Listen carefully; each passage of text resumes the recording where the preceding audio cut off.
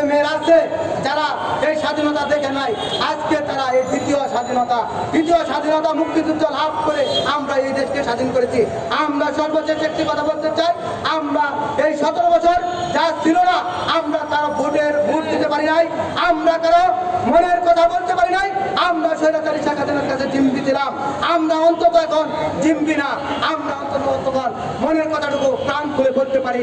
শেষ মুহূর্তে আমি একটি কথা বলতে চাই, এই রিক্সা চালকদের আন্দোলন আমরা সামনে আছি, আমরা অতি সত্বর এই দেশে একটি সুষ্ঠু নির্বাচন হবে, একটি নির্বাচিত সরকার আসবে।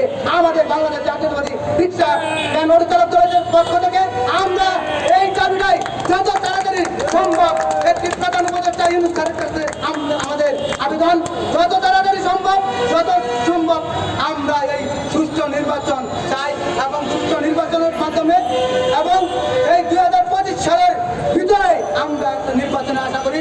দেশের মানুষ নির্বাচনের দিকে তাকিয়েছে, কখন মানুষ একটি ভোট দিবে।